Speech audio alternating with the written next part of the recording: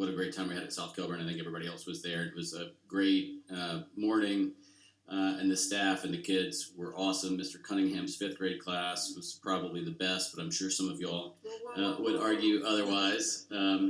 But I really did appreciate him and his class. I also had a wonderful time, the chat with the chair with some Hand Middle School students who were not surprisingly just awesome. They were very complimentary. They were also provided some really insightful, constructive criticism that you could tell was very thoughtful on their part, and I appreciated both what they said and how they said it, and I continue to be amazed by kids. I do want to say, I know I mention this each time, as I hear from teachers and teaching assistants and assistant principals, I continue to be obviously very concerned. There are no easy answers to how we retain and recruit. But for every teacher that we retain, it's one less teacher that we have to recruit in a time when recruiting is so hard. I do have 2 suggestions I'd at least like the district to consider. One is raise our substitute teacher pay so that it is in line with local districts. And 2, I know that the district looked into and did decide to pay teachers for planning periods, but only if they lose 3 or more in a given week. I get it. It's money, it's logistics, and I do appreciate the fact that that was a real change for the district. But planning periods are important for teachers for the quality of teaching that they can deliver. So for a teacher to lose 2 a week for 8 weeks and one teacher to lose 3 a week just one time means that one teacher gets compensated for 3 planning periods and the other person does not get compensated for 8 or 10 or 16 or whatever. So I'd ask that we review that policy and see if we can pay teachers for each planning period that they lose.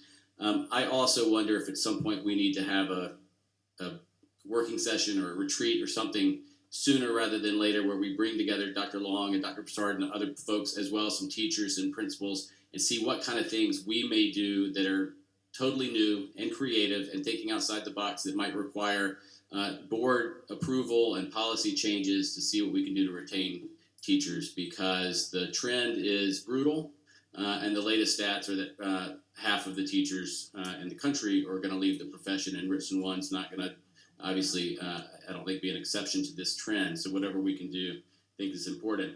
Lastly, a memo analyzing the purchase cards, which are credit cards that certain administration officials and school leaders receive. A memo analyzing the use of those cards and the monitoring of those cards has been disseminated quite widely.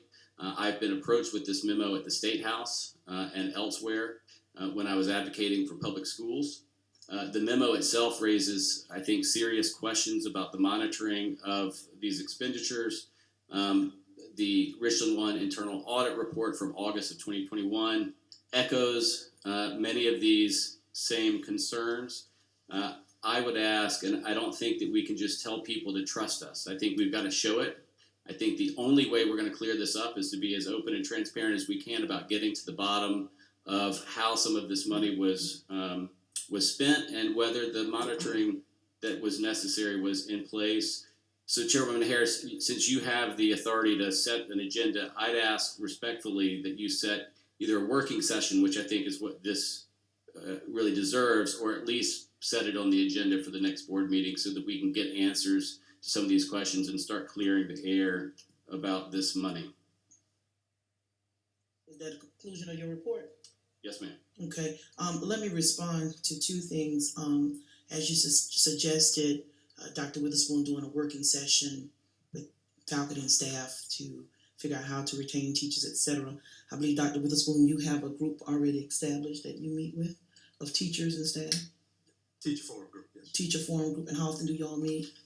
The group meets monthly, and I appreciate Ms. McCants for because it's on board meeting days. They are changing that date. I'm very appreciative of that, but we've been getting feedback from that group since the beginning of the year. Okay, thank you.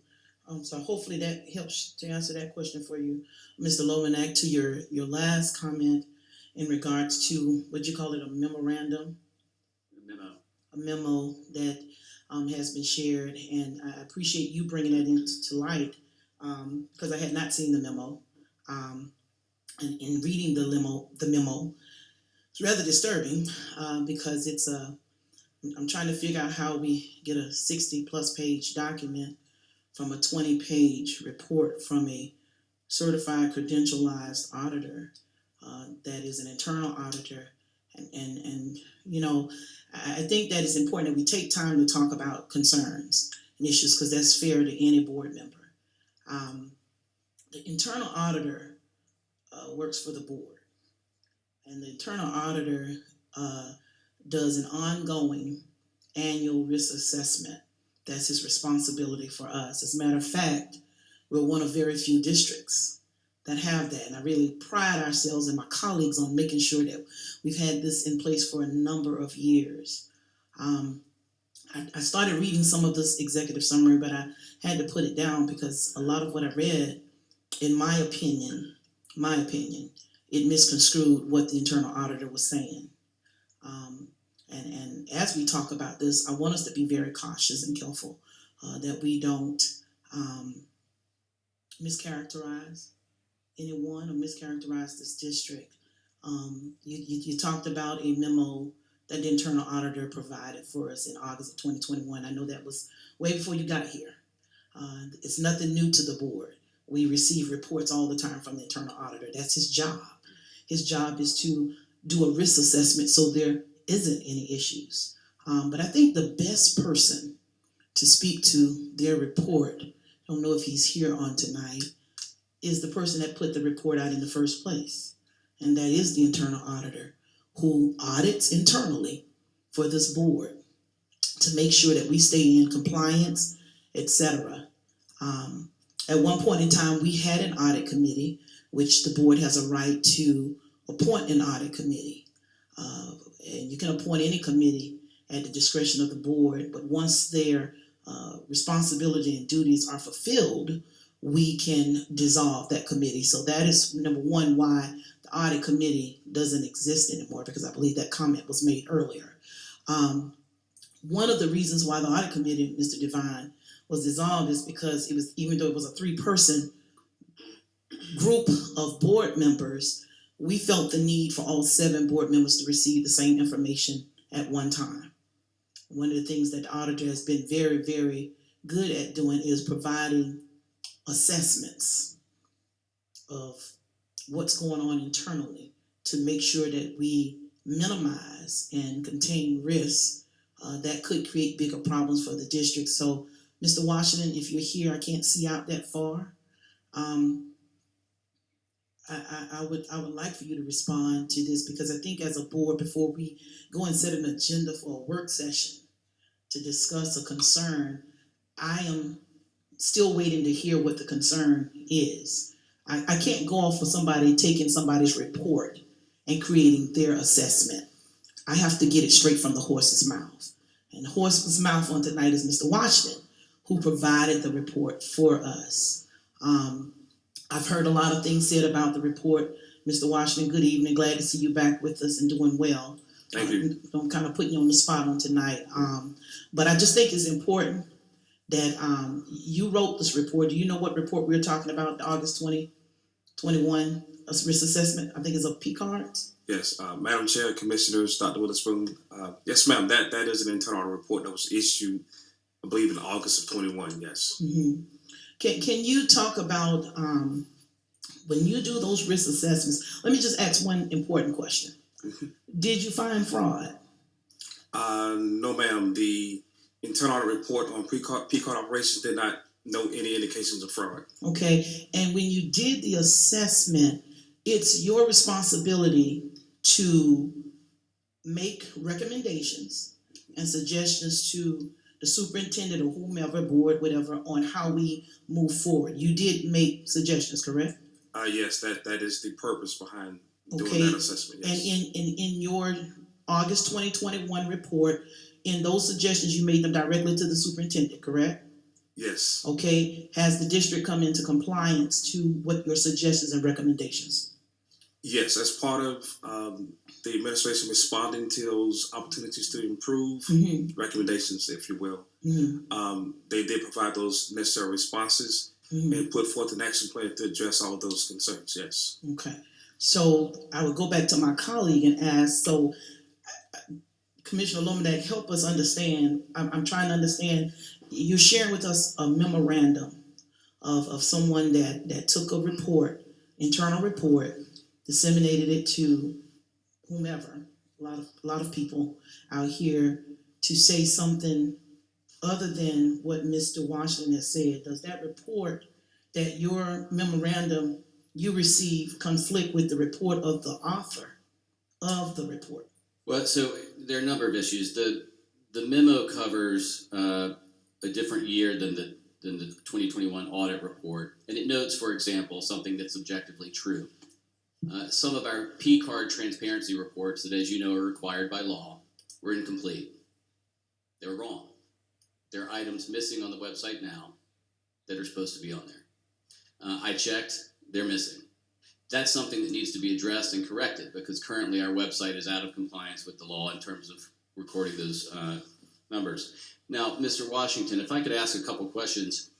You didn't find fraud because you noted that some of the information didn't have the requisite documentation. So you didn't know how the items that were bought were used, correct? I'm not sure I understand that question. All the details of our report are outlined in the audit report itself. Some of the issues were procedure in nature, and those have been addressed by the administration, and they continue to be addressed through their action plan that they've set forth. Well, let's go through a couple of those procedures. Tell me about the maximum per item purchase that you can use on a card. The spending limitation, and correct me if I'm wrong, anybody here from procurement or finance, the spending limitation is, I believe, 1,000 or 1,500, if I can recall. Did you find instances in which people had split the cost of a single transaction to avoid that $1,500 limit? Yes, but to again address whether or not, if the question is regarding fraud, we have to look at materiality and the intent. My audit found that in those instances where people did the split transactions, it was because of a misunderstanding of the procedures, primarily, yes. All right, and you noted that in one instance, cleaning supplies were mailed to a staff member's home, and you did not know whether those were for personal or business use, correct? I would have to go back to my report. You're talking about specific items that I have not looked at in months, so I'm not familiar with that particular transaction. Do you remember saying in your report that... One second. Do you have a date for the cleaning supplies?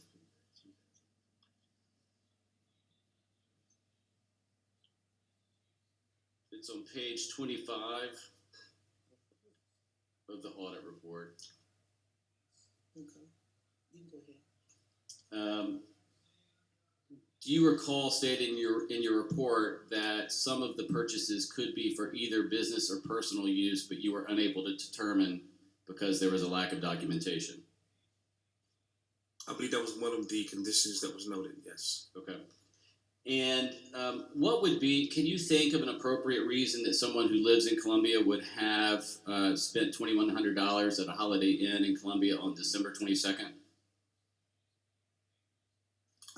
That wasn't part of my report. 22nd of 2021 or 2020? 2020. Okay. What about food purchases on New Year's Eve? Were you ever able to ascertain whether the hundreds of dollars worth of food purchases on New Year's Eve were for business or personal use?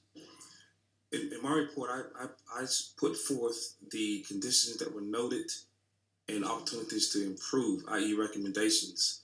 The response to that question would come from the administration. Well, and that's what I'm getting at, right? Your job was not actually to uncover the answer to that question, because what you were pointing out was that there was no documentation, and you're not a magician, right? So I don't expect that you were able to find that out. In fact, you noted on page 25 at one point that there was a food truck, location in same zip code as car holder, not near school.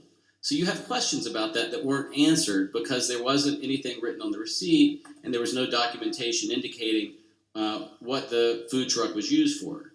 And you went on and on footnoting some of the red flagged transactions and noted that you just couldn't ascertain whether some of these were for business or personal use. And I think you're right. You can't answer that. That's what the administration has to do. Your report raised those questions. Some were procedural, like avoiding the $1,500 maximum purchase. You also noted that there were some different signatures for the same person. Some were signature stamps, and you noted that some monthly statements were not reviewed until 240 days beyond the time that they were supposed to be reviewed. So, in the context of the other report, which did raise some similar red flags in terms of spending, I do think that we need to try to get some answers to that.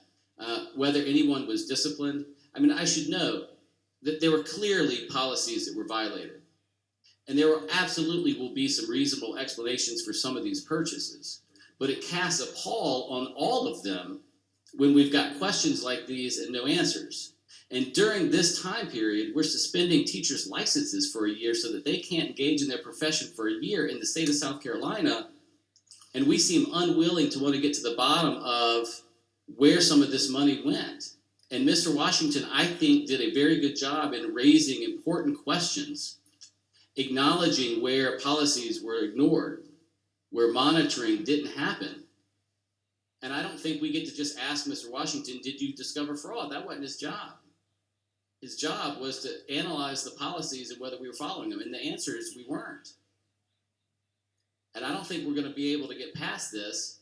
I'll tell you, you go to the State House and argue that public schools need more money, which is what I was doing, and somebody hands you this document, it's not good. I was arguing against Senate Bill 935. So I think that we really do need to set some time aside to address this and get some answers to the questions that Mr. Washington raised in his report, and then also get information that's current to make sure that all of those issues have been taken care of, that every receipt has something written on it so that we know how it's being used, so we don't have the questions that Mr. Washington had. Thank you, Chairman. Mr. Lomanak? And again, to your point, Mr. Lomanak, because again, I'm going to be real careful with saying the word fraud, because I know of a very rich mayor right now. He has about $50 million. I want to be real careful as we talk about this, and I think your concerns are legitimate, and to say that we're not concerned, I think that's very unfair to the board, because if we wasn't concerned, I wouldn't have asked you to bring this up tonight. As I stated to you before, where you were trying to bring it up was in a committee meeting, and that's definitely not what we do, because it wasn't following for you. You all were given an agenda that is set by the superintendent and myself, but to make the entire board aware of the concerns. But to Mr. Washington, your responsibility as the auditor is to highlight those potential issues in the district so that we don't have fraud. And I believe that's what the gist of your report was. The gist of your report was not to say that half of the staff of Richland 1 are making purchases that are not supposed to happen. You did a risk assessment, you gave us the report of what the assessment said, but I think what we're all missing, Mr. Lomanak, is that the report tells us where we move forward to improve. I think that's the piece that you're missing, is his job is to come in and assess the situation, get with the superintendent, and the superintendent divvies down to his staff what needs to happen going forward, that this does not occur or continue to occur. And from the onset, I asked Mr. Washington, did you make a recommendation to the superintendent? He said, yes, I did. I asked him, did they comply? He said, yes, they did. So I'm still trying to, in the board, you can tell me if you want a work session to discuss Mr. Lomanak's concern. And I think we all have concerns. I have concerns about a lot of things. I have concerns about people that work against the district to harm the district. And all we're trying to do is educate kids, but I'm not going to call a work session for that. What I would simply say is, if there are concerns in that assessment from 2021, let's find out the answer to the 3 questions as we move forward. and we move forward. It's no such thing as we can't move forward. Yes, we can. The purpose of the internal auditor, if we didn't want to be transparent about issues in a district or any district, we wouldn't have an internal auditor. But an internal auditor is there to point out weaknesses and make recommendations for us to strengthen the way we operate. The pcard is not set up under a policy. There are procurement policies that it has to follow. So we've noted that those policies, those procedures with procurement had not been followed. The question is, Mr. Washington, did you make a recommendation to the superintendent to strengthen that area? And the response was yes. Okay, so when it's time for Mr. Washington to go back and where are you at in your schedule of reviewing and analyzing the pcard? I know you normally have your calendar mapped out. When is your next pcard audit? With regards to a follow-up review? Yes. Yes, by standards, I am compelled to do what is called a follow-up, and that's basically just to review where the district is with regards to their action plan that they set forth. Are those controls that were implemented effective? That's the premise behind doing a follow-up review, yes. Okay, so let me get this straight. So even after you gave the report, you come back and do a follow-up review just to make sure that we are complying. Yes. I think that is awesome, Dr. Witherspoon, that we have an internal auditor that is making sure that not only that he makes the recommendations, but that he follows up to make sure that we are complying with that. Do you know when you will do your follow-up? By standard, it should be from 6 to 18 months. And, it's not set in stone. Okay. The main concern is that the administration has set forth an action plan to address those recommendations. That's the most important part.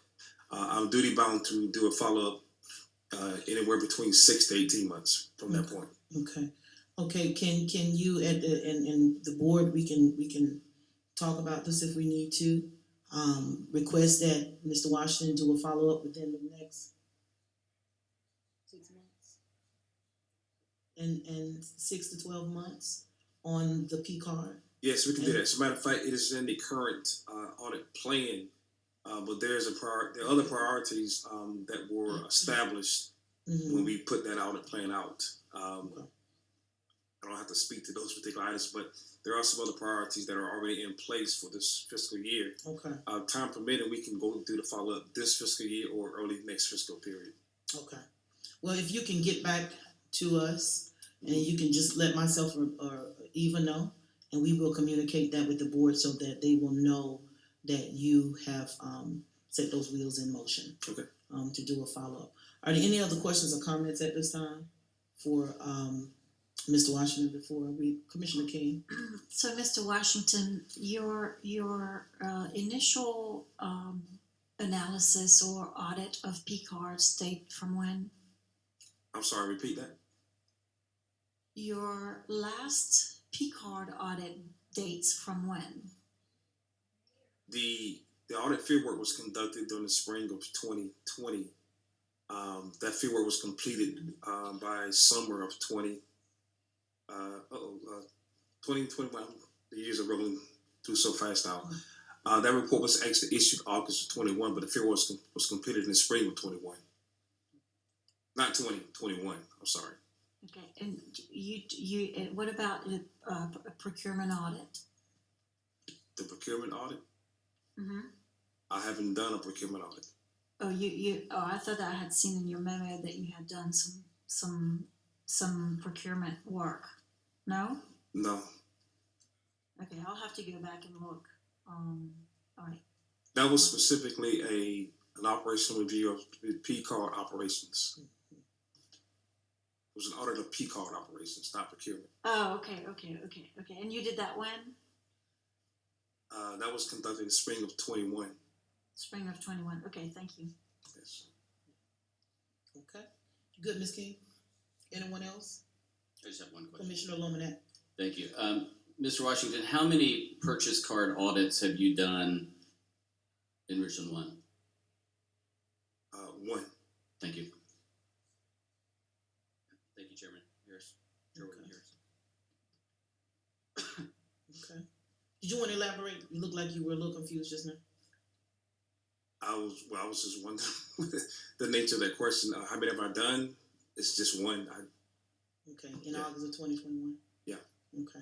All right, thank you, Mr. Washington. Again, we will wait to get that information from you to share.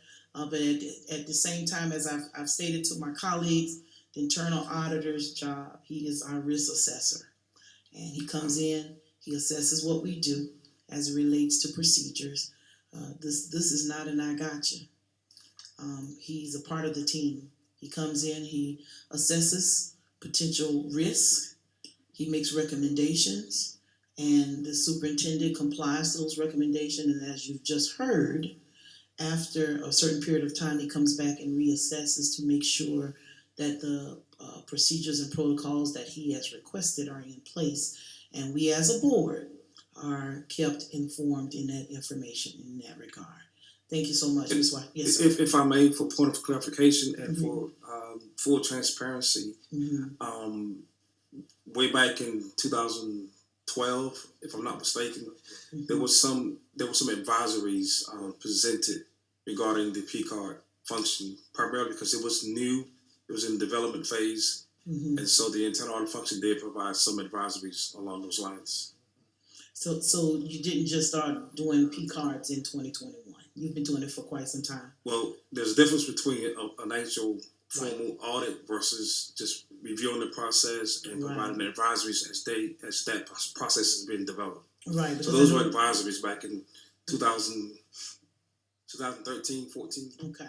Sounds good. And I when you said one, I was kind of a little hesitant to say it because I know that we've talked about pcards several times in my 10 years. Right.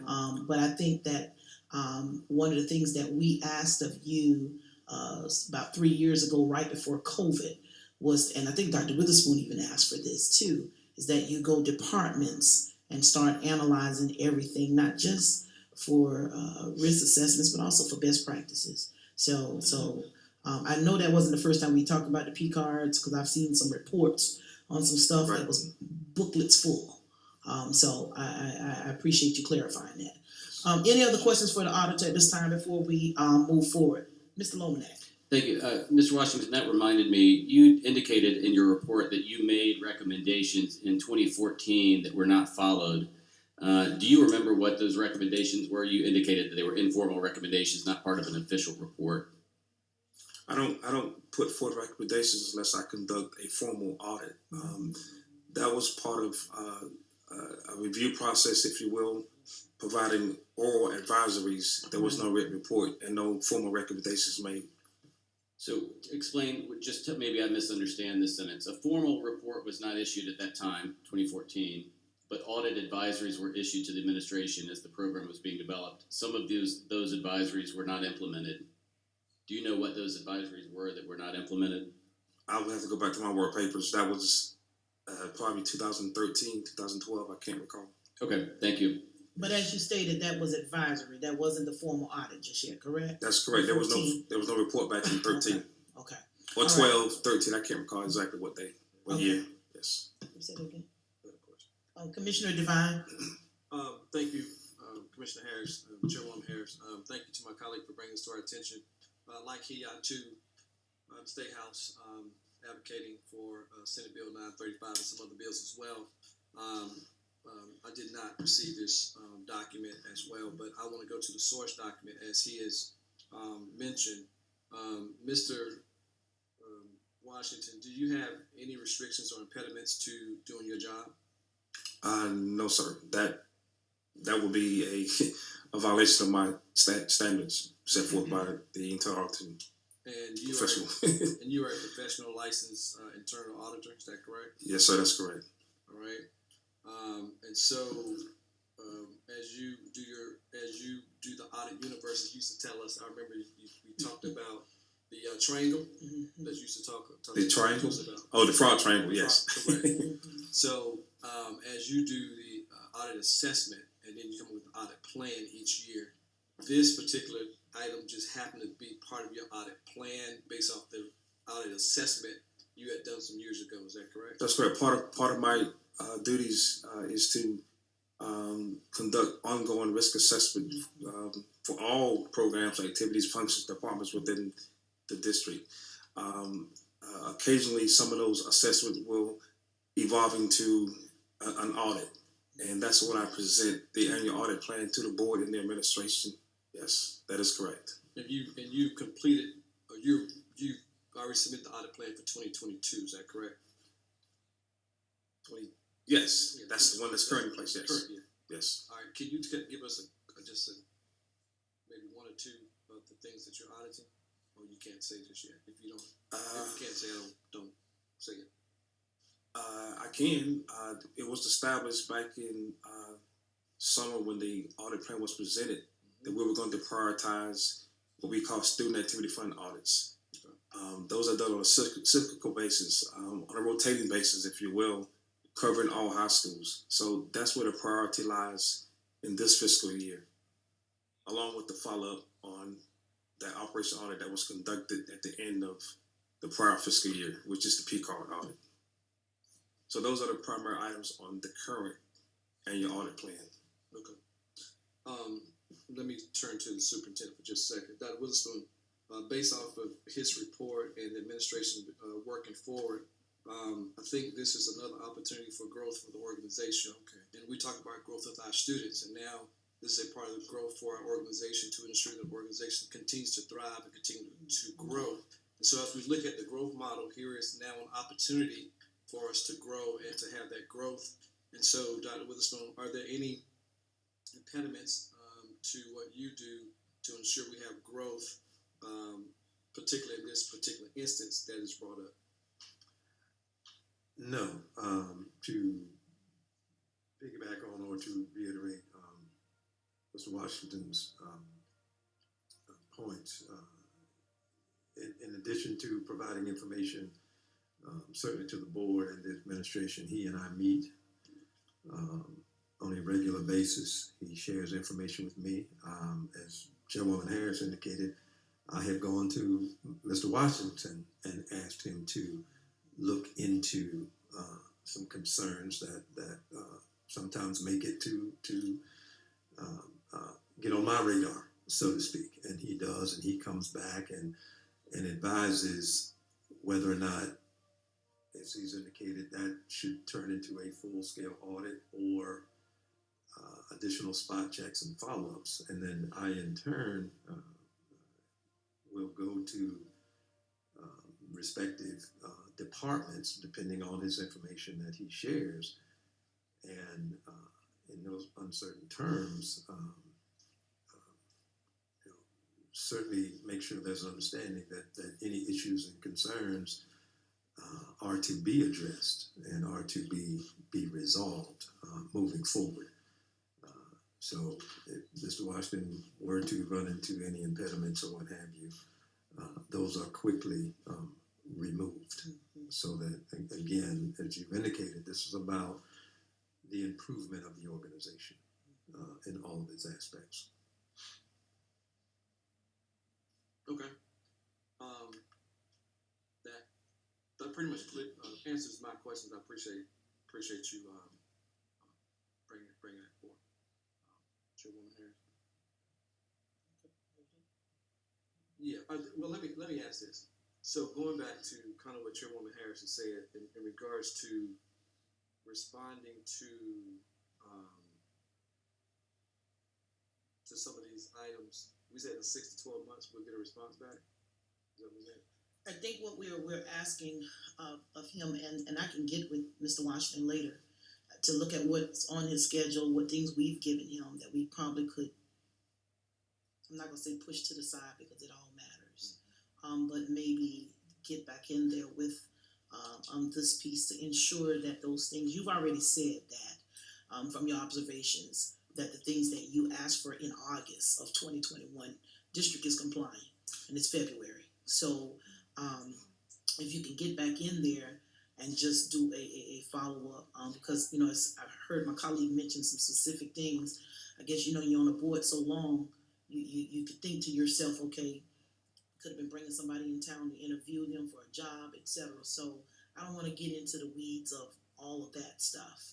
I want you to be able to go back, the board wants you to be able to go back and do an assessment of the pcards to make sure that the things that you asked for in those recommendations are being followed and being carried out, and get that back to the board. If we need to bring you back face to face in an executive session, whatnot, we can set that up where you can come and speak to the board directly. That way we are all getting the same information. And going back to one of the things that I said earlier, this is one of the reasons why the audit committee was pretty much dissolved, because it was 3 board members getting the information. The other 4 were kind of sitting here blindsided. Now we get the same information at the same time. And that it works better, that everybody is in the loop at all times. So I think that if you can go ahead and look at your calendar, we can talk later, and then I can inform the board as to what's your timeline of getting an assessment done for us and to them. And then we can set it up where you can come back and present to the board. Right, and we could definitely set that on the calendar, but as a final point of clarification, the report is never distributed until there's a response, and an action plan presented by the administration in response to the recommendation. So that was done, and that's why the report was distributed. Right. The follow-up basically entails how effective those things are that they've implemented. Okay. So, yes, we can put that on the calendar to make that assessment, yes. That's what you want to see about? Yes. Okay. Thank you. All right. Thank you, Mr. Washington. Thank you. Okay. We're still in board report, so one. we're gonna open Madam up the floor Chair? because we. I've just, Can I just say this right quick? We're gonna open up the floor because I know it's been mainly just 2 or 3 board members giving reports, but want to make sure that no other board member doesn't. Okay. Okay. We'll come. Okay. Ms. King, go ahead, and then we're gonna go to Commissioner Myers so we can get her report. so I was on the audit committee, and actually you and I have served for a while. When I joined the board 10 years ago, I was really pleased that Richmond One had that position, the internal auditor. My assessment of that function is that it is grossly understaffed for the size of the district and the complexity of the operations. So that's my first observation. Secondly, we do have a policy that states that the audit committee is a standing committee, and it should be as such. And the board would always get reports anyway, because Mr. Washington just stated it. He would issue his report to the whole board. Now, there were 3 board members on that committee that were able to ask him questions and then get preliminary report, etc. But in the end, the whole board would get exactly the same information in his reports. I will tell you that I am a fierce defender for us to keep this audit function in the district and actually inflate it. If there is a department that needs to be more staffed, it's his, because I see that we have a number of operational breakdowns, as are noted in his reports over the years. And I will say publicly that as a member of this board, I have been absolutely flabbergasted at the lack of responsiveness from the administration to the observations of the internal auditor and the time that he has to give again and again and again, more time for people to respond. I have never ever seen an organization not respond on the dot to an internal auditor as it is done here. And I'm really disappointed. I'm glad to be able to say this in public. I'm sure there'll be differing opinions, which is just fine. But I do think that this is a very important, very, very critical position. And his reports are public reports. These are not executive session items unless they deal with maybe personnel issues. That is not FOIA privileged. The public has to understand that the district is well run, that when the internal auditor finds things to improve, that they are done on the spot. It has to be extremely transparent. So that's where I stand. Thank you. Ms. King, to your point, let me be real clear. I believe we are being very transparent. As a matter of fact, you know, that transparency word is used a whole lot. And sometimes that's not the case for a lot of us. But when it comes to discussing this district and what's in the best interest of students and making sure that we are following procedures and protocols and accountable for the dollars that are given to us, I believe this district is doing an exceptional job in making sure that we're doing that. When you talk about standing committees, the audit committee was never a standing committee. It was agreed upon by the board at that time, because with us coming in new, there was things that we wanted to know more about. And when Mr. Washington started reporting to us, what we found, Mr. Devine, was board meeting night was just not the place to get that report, because it lasted for an hour, sometimes 2 hours long, just the audit report. When we started the audit committee, again, I was on the committee as well as yourself and some others. Mr. Ford served with us, some others. But there was information that we got directly from Mr. Washington that sometimes the rest of the board got just the document. And I think that was one of the reasons why we felt the need, okay, everybody gets to report at the same time so they get the same information. But I think that even this conversation right now, it's a very transparent conversation. You know why? Because when you don't have anything to hide, you can talk about this stuff. I'm not going to sit here and say that for years and years the district has had operational breakdowns. We got to be real careful. Any organization has potential for growth. The biggest room in any house is improvement. If we were to sit here and say that we can't improve in areas as a district, we would be lying and we would be doing ourselves a disservice. But what we cannot sit here and say is that anyone is doing something deliberate or dishonest or malicious or anything of that nature. And again, that's the role of the auditor, is to come in and make sure we stay above board. And I don't want to call him back to the mic because he's walked a great distance. But Mr. Washington, you know, the comment was made by my colleague that we've had operational breakdowns for years. You monitor this for us. Are we having operational breakdowns? I mean, let us know. The 7 board members are sitting here. I am at a place that we got to speak sound truth. Make sure that what we communicate out here to people are truth.